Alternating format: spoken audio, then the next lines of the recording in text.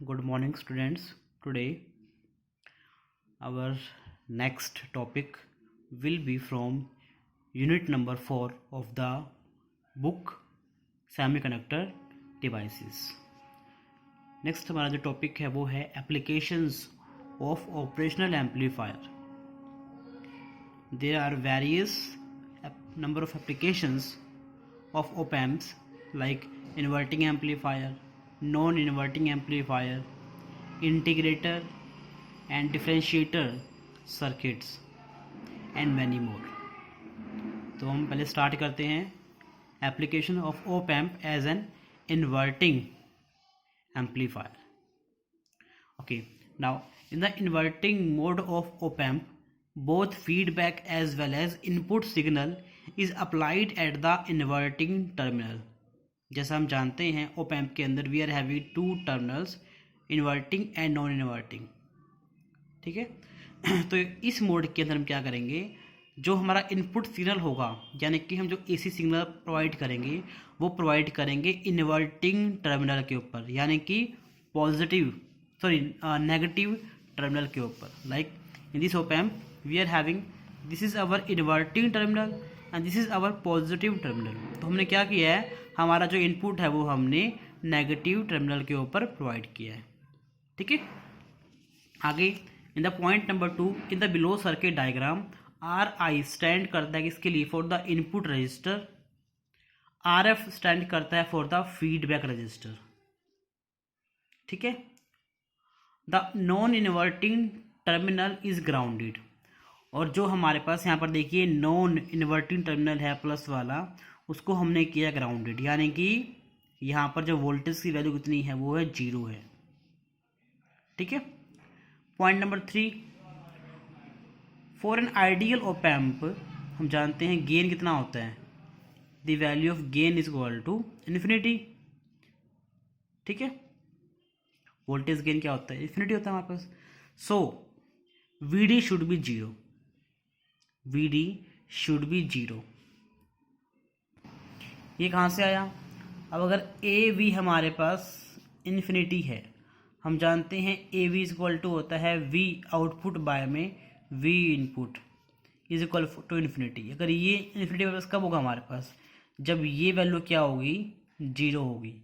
और we input का meaning क्या है op amp में, वी डी डिफरेंशियल वोल्टेज. तो वी डी शुड बी 0. ठीक है. इसलिए यहाँ पे लिखा हुआ आपके लिए that V D should be 0. ठीक है. और अगर वी डी 0 है मतलब इसका मतलब क्या है कि इस पॉइंट के ऊपर, इस टर्मिनल के ऊपर और इस टर्मिनल के ऊपर जो वोल्टेज की वैल्यू है डैट शुड बी सेम. अगर यहाँ पर ये ग्राउंड किया हमने, अगर यहाँ वोल्टेज 0 आपकी, तो यहाँ भी वोल्टेज क्या होनी चाहिए, इट शुड बी 0. तो इसलिए बोलते हैं using the concept of virtual ground voltage V at inverting terminal. At inverting terminal दिखा रखा आपको, दिस इज पॉइंट हमारे पास. At this terminal must also be 0. यहाँ पर जो क्वांटिटी है I means current, this I means input op amp current. ठीक है. ये दिखा रखा, ये अलग चीज़ है. ठीक है. तो हम बात कर रहे हैं वी जो वोल्टेज है इस पॉइंट के ऊपर that should be 0 because of concept of virtual ground. So diagram clear आपको.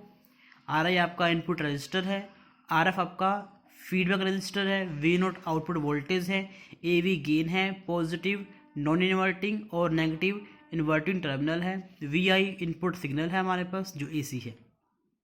ठीक है. और जो हम यहाँ कहेंगे जो जी क्या है, ये पॉइंट क्या है, एक जंक्शन है. यहाँ पर 3 वायर है, 1 this, second this and third this. 3 wire है हमारे पास. ठीक है. आगे मूव करते हैं. Also for an ideal op amp input resistance is infinite. Input resistance यानी कि नेगेटिव और पॉजिटिव टर्मिनल के बीच में जो रेजिस्टेंस होता है वो क्या इनफाइनाइट है. लाइक यहाँ पर कोई तार है वो टूटा हुआ है, तभी हम कहेंगे रेजिस्टेंस क्या इनफाइनाइट है. अगर यहाँ पर रेजिस्टेंस इनफाइनाइट है मतलब क्या, करंट क्या हो जाएगा आपका 0, ऑलमोस्ट 0. तो अगर इनपुट रेजिस्टेंस आपका इनफाइनाइट है so op amp will draw no input current, तो उसमें कोई इनपुट करंट नहीं आएगा, यानी कि आई की वैल्यू क्या हो जाएगी, 0 हो जाएगी। Then the current I1 passing through RI will pass only through RF, तो जो ये करंट था इस रेजिस्टेंस से पास कर रहा था I1, ये मूव करेगा और जंक्शन पे यहाँ तो करंट की वैल्यू 0 है, तो सारा करंट इसके थ्रू पास कर जाएगा। ठीक है, आगे मूव करते हैं। अब बात करते हैं किरचॉफ करंट लॉ, KCL बोलते हैं इसको। किरचॉफ का करंट लॉ ये बोलता है किसी भी जंक्शन के ऊपर total sum of all the current should be equal to 0। अब जैसे कि ये G एक जंक्शन था हमारे पास, ठीक है, इसके ऊपर जितने भी करंट होंगे उन सबका सम क्या होगा, 0 होगा। तो इस पे देखो, एक तो करंट ये वाला है, एक ये वाला है और एक ये वाला है, इन तीनों का सम क्या होगा, 0 होगा। अभी तो ऑलरेडी 0 है हमारे पास, ठीक है।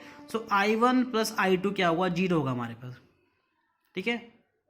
I1 प्लस I2 क्या होगा हमारे पास, 0 होगा, ठीक है।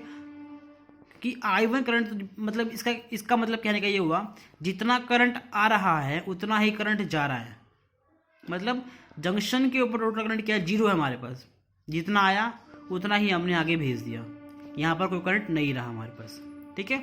So I1 should be equal to I2, जितना करंट यहाँ पर था उतना ही चला गया, तो I1 should be equal to I2।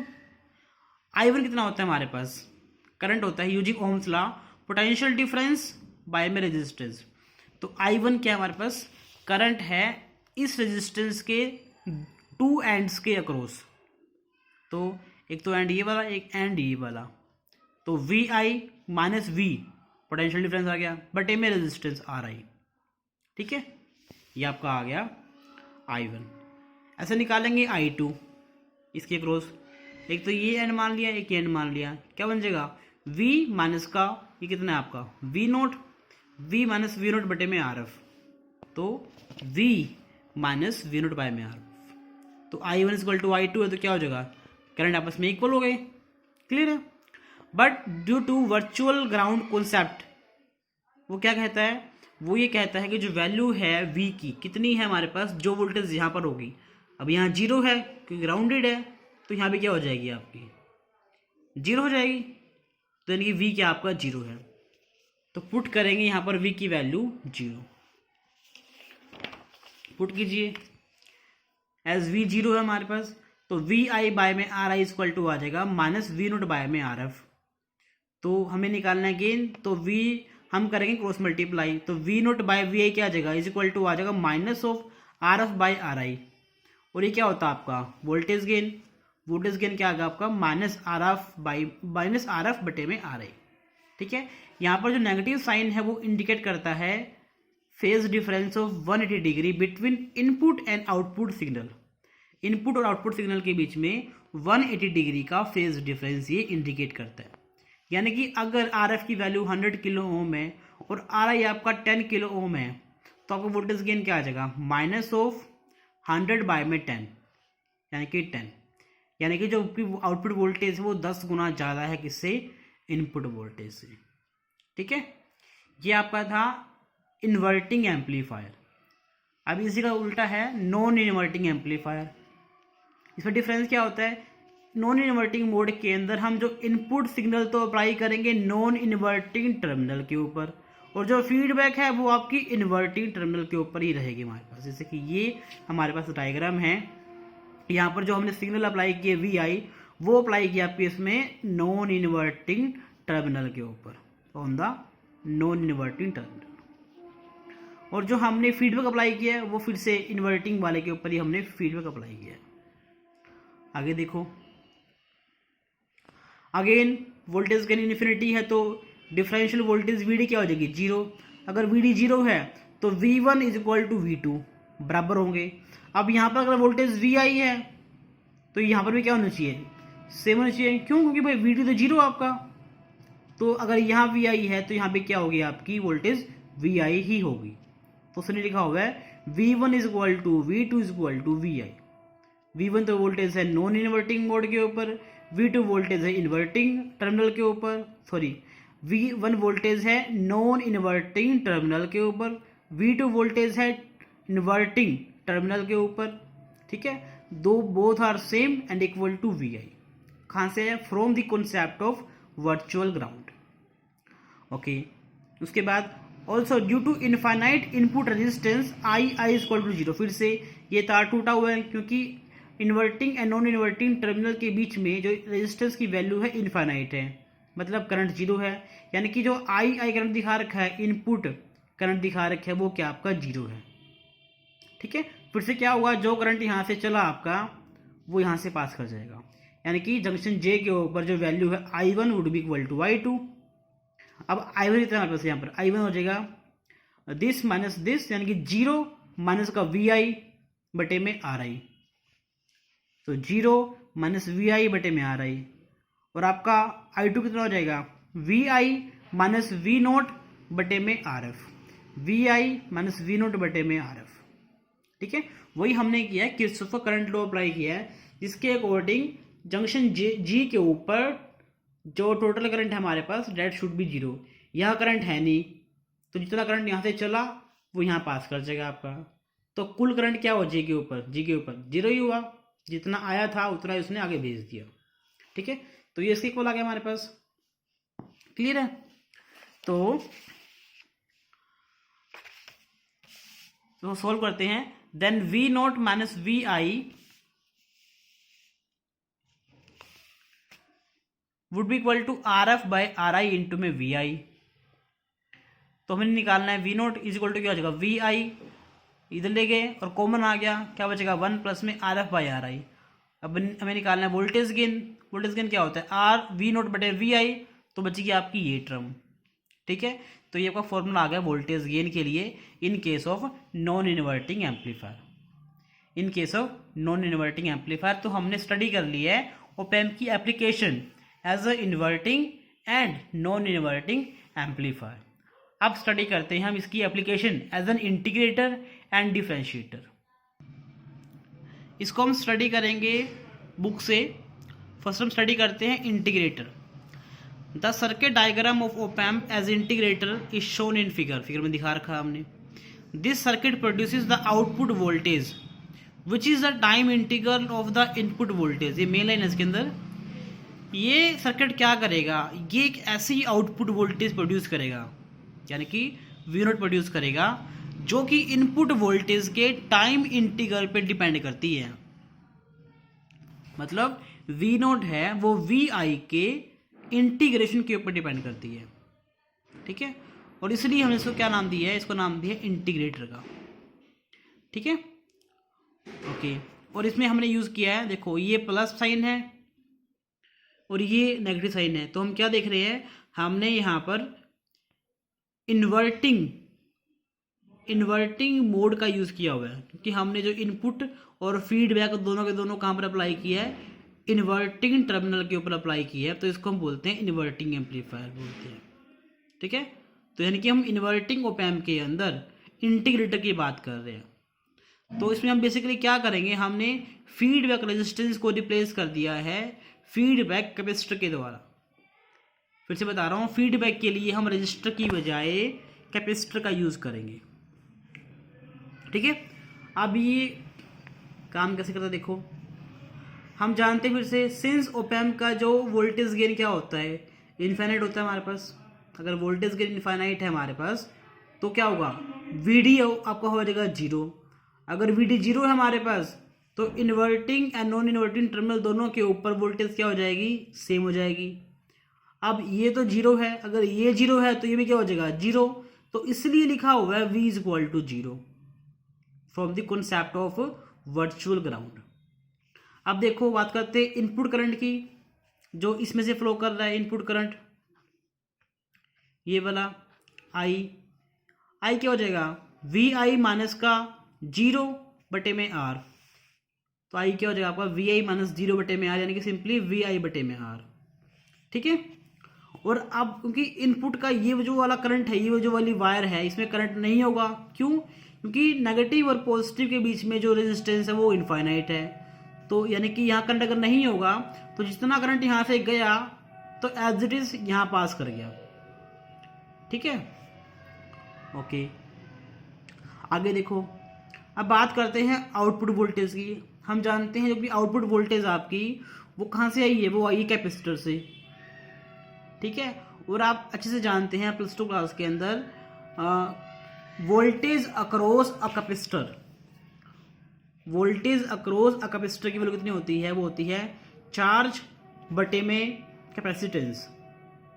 ठीक है, तो इसी को यूज़ किया मैंने यहाँ पर। तो आपका वी नोट आ गया है Q by C. Minus sign क्यों लगाया, क्योंकि हमने यूज़ किया है इन्वर्टिंग मोड का। इन्वर्टिंग मोड में क्या होता है, आउटपुट इनपुट की उल्टी होती है, तो इसलिए मैंने माइनस साइन यूज़ किया यहाँ पर। और वी नोट मतलब क्योंकि हमें मिल रही है आउटपुट वोल्टेज इसके अक्रॉस। ठीक है, तो माइनस क्यू बाय में सी। उसके बाद अब आप ये देखिए, हम जानते हैं बेसिकली चार्ज को हम लिखते हैं किस तरह से, करंट गुना में समय। ये होता है ना, करंट इनटू टाइम। अगर इसको हम लिखना हो in the form of integration, हम करते हैं इंटीग्रेशन किसका, स्मॉल करंट का इनटू dt। ठीक है, स्मॉल करंट इनटू dt।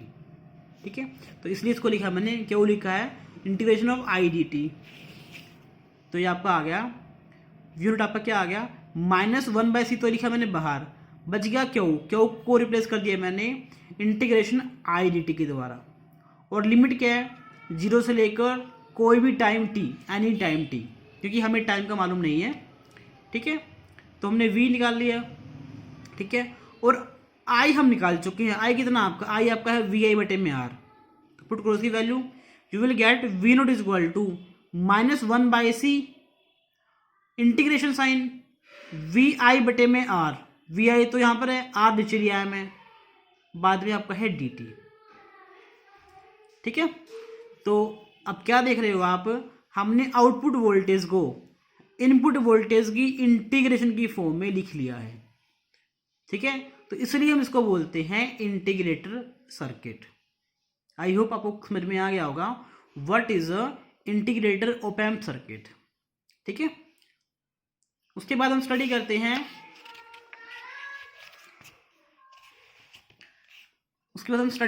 इसकी एप्लीकेशन एज एन डिफरेंशिएटर। ये इसकी लास्ट एप्लीकेशन है। नाउ फिर से वही करेंगे हम, इसमें इन्वर्टिंग मोड के ऊपर, मतलब इन्वर्टिंग टर्मिनल के ऊपर ही इनपुट सिग्नल भी अप्लाई करेंगे और फीडबैक भी अप्लाई करेंगे। इन्वर्टिंग टर्मिनल के ऊपर इनपुट सिग्नल भी अप्लाई करेंगे और फीडबैक भी अप्लाई करेंगे।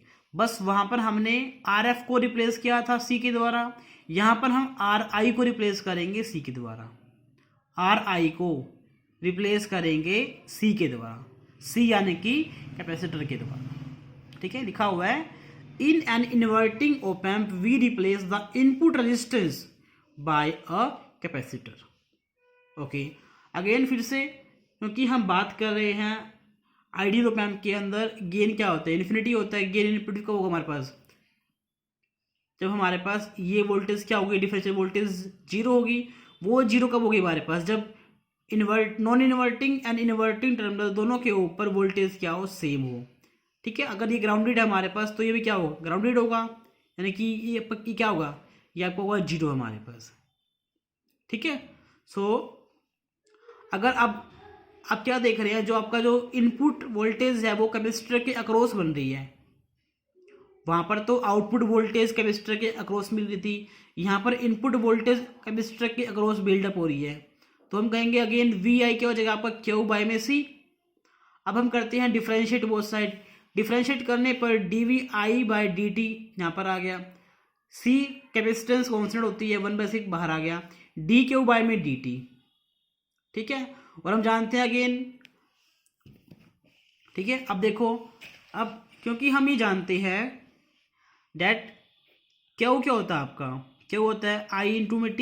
इट इम्प्लाइज I क्या हो गया आपका क्यू बाय में T, तो आपका स्मॉल I क्या हो जाएगा, वो हो जाएगा dQ बाय में dt। इसलिए करंट को हम dQ बाय dt की फॉर्म में लिख सकते हैं। तो इसलिए लिखा हुआ है इन्होंने यहाँ पे, ये बन गया आपका किसके इक्वल, करंट के इक्वल, करंट बाय में C। ठीक है, इसका मतलब आपका I क्या हो जाएगा, आपका I आ गया, C को वहां ले जाओ, C dVi अपॉन में dt। ठीक है, C dVi बाय में dt। अब हमें निकालना क्या, हमें तो निकालना है output voltage, using Ohm's law output voltage क्या होती है, करंट गुना में रेजिस्टेंस। करंट कितना आपका आई है, रेजिस्टेंस कितना आपका वो दे रखा है हमें आर, ठीक है। तो क्या बन गया आपका आई इंटू में आर। माइनस साइन क्यों आया, क्योंकि हमने इन्वर्टिंग मोड यूज़ किया हुआ है, वो आउटपुट वोल्टेज को उसकी पोलैरिटी को रिवर्स कर देता है, ठीक है। तो पुट करेंगे वैल्यू आई की यहाँ से यहाँ पर, क्या बन गया minus R C D V I upon में डी टी। तो हमने क्या देखा, हमने आउटपुट वोल्टेज को इनपुट वोल्टेज के डेरिवेटिव के रूप में लिख लिया है, ठीक है।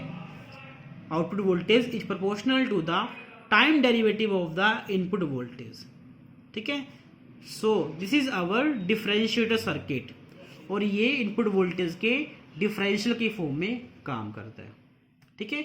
ये थी हमारी applications of the op amps, inverting amplifier, non inverting amplifier, integrator and the differentiator. अब हम स्टडी करते हैं कुछ न्यूमेरिकल्स, देख लीजिए। सो फर्स्ट हमारे पास न्यूमेरिकल है, इन अ नॉन इन्वर्टिंग एम्पलीफायर आपको दे रखा है आर आई दे रखा है 6 किलो ओम, आर एफ दे रखा है 15 किलो ओम, और आपने क्या निकालना, हमें निकालनी है वैल्यू किसकी, वोल्टेज गेन की। हम जानते हैं नॉन इन्वर्टिंग एम्पलीफायर के अंदर, देखो हम जानते हैं नॉन इन्वर्टिंग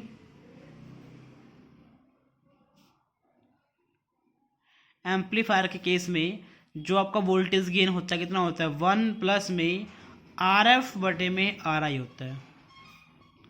आर एफ कितना दे रखा है आपको, आर एफ दिया हुआ है 15, आर आई दिया हुआ 6, तो क्या बन गया आपका, ये बन गया 15 किलो ओम बाय में 6 किलो ओम, यानी कि सिंपली ये भी आपका आ गया 1 प्लस में, अब किलो ओम से किलो ओम कट गया, 6 और 15 को डिवाइड करना हमें, क्या बन जाएगा आपका ये 2.5, ये बन गया आपका 3.5।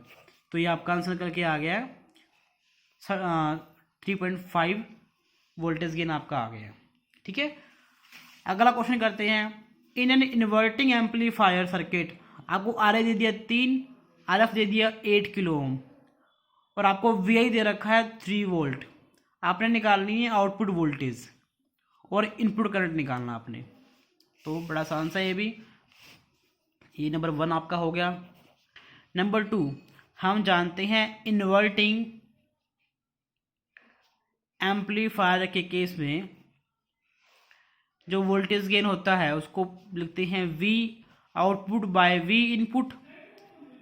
कितना था आपका, ये था आपका माइनस आर एफ बटे में आर आई, और आपका आर एफ कितना दे रखा है, आपका आर एफ दिया हुआ है 8 किलो ओम, आर आई दिया हुआ 3 किलो ओम, तो क्या बन गया आपका ये बन गया -8 किलो ओम बाय में 3 किलो ओम, इससे कट गया आपका।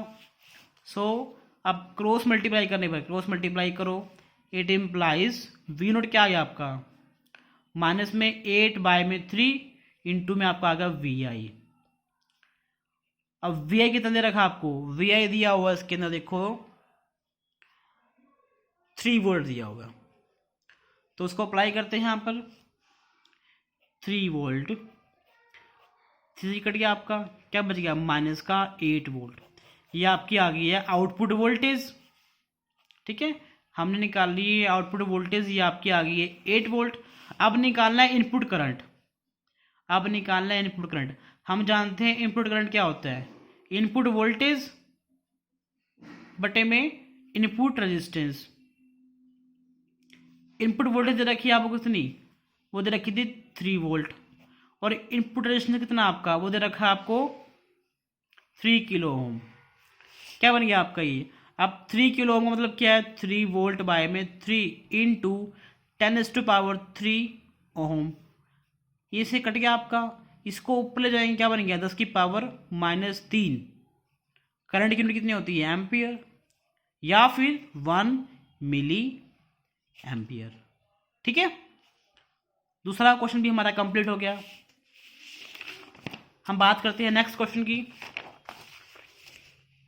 वो है 5 मिली वोल्ट, मतलब 1 kilo hertz sinusoidal signal is applied to the input, यानी कि इनपुट वोल्टेज की वैल्यू दे रखी है हमें पीक वैल्यू, और उसकी फ्रिक्वेंसी दे रखी है न्यू, ठीक है। और हमें आर दे रखा है 100 किलो ओम और सी दे रखा है 1 माइक्रोफेराड। हमें निकालनी है आउटपुट वोल्टेज। हम बात कर रहे हैं ऑप एम्प इंटीग्रेटर की, ठीक है। ऑप एम्प इंटीग्रेटर हम जानते हैं, what we know that op amp number 3 question है ये। ऑप एम्प इंटीग्रेटर के लिए हम जानते हैं वी आउटपुट का फॉर्मूला क्या होता है, -1/CR इंटीग्रेशन VI/dt, ठीक है। 0 से लेकर t हमारे पास, ओके। अब हमें क्या दे रखा है, हमें दे रखा है वैल्यू किसकी, VI के पीक की वैल्यू रखी है हमें। हम जानते हैं VI क्या होता है, वो होता है आपका पीक वैल्यू इंटू में साइन 2 न्यू टी, ठीक है। अब V दे रखा आपको, ध्यान रखो, देखो यहाँ पे V दे रखा आपको 5 मिली वोल्ट, यानी कि 5 इंटू 10⁻³ वोल्ट, ठीक है। और साइन 2 फ्रीक्वेंसी दे रखी है आपको कितनी, वो है 1 किलो हर्ट्ज, तो ये बन गया आपका यानी कि 1000 इंटू में टी, सिंपली 5 इंटू 10⁻³ साइन, ये बन गया आपका पाई कितना होता है 3.14, यानी कि 6.28, यानी कि बेसिकली 6280 टी। आपको VI दे रखा है इतना। C आपको दिया हुआ है कितना, C दे रखा है 1 माइक्रोफेराड, R दे रखा है 100 किलो ओम। C है 1 माइक्रोफेराड यानी कि 10⁻6 फेराड, और R दे रखा आपको 100 किलो ओम यानी कि 10⁻100 गुना में 10⁻3 ओम यानी कि 10⁻5 ओम। ये सारी वैल्यूज R की, C की, VI की पुट करेंगे इसके अंदर। सो कीजिए, you will get V0 would be equal to -1/C कितना है 10⁻³ है, R कितना है 10⁻5 है, ठीक है। इंटीग्रेशन 0 से लेकर t, VI कितना दे रखा आपको, वो दे रखा आपको 5 इंटू 10⁻³ इंटू में साइन 6280 t, ठीक है।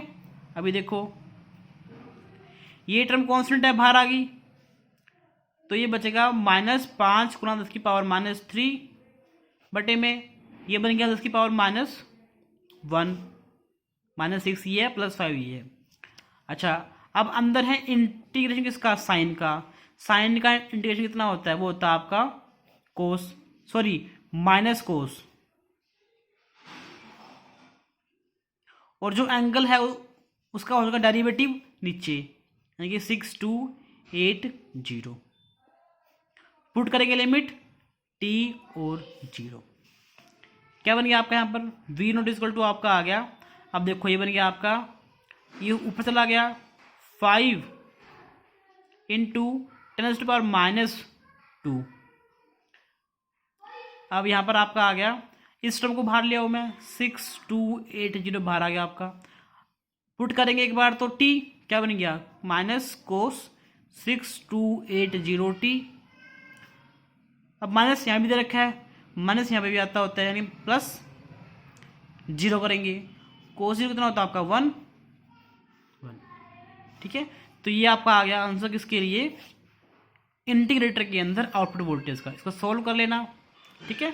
मतलब देखो इसमें हम क्या देख रहे हैं कि जब कोई आउटपुट वोल्टेज है वो टाइम पे डिपेंड करती है, ठीक है। तो इस तरह से आपके जो न्यूमेरिकल्स है कवर हो जाएंगे। आप न्यूमेरिकल्स अपने आप से भी ट्राई कर लीजिएगा, अगर कुछ समझ में ना आए तो आप मुझसे पूछ सकते हैं। Thank you. एंड इसी से हमारी जो ये 4th यूनिट है ये कंप्लीट होती है, और कल से हम इस बुक की 3rd यूनिट स्टडी करेंगे। ठीक है, okay, bye bye, thank you.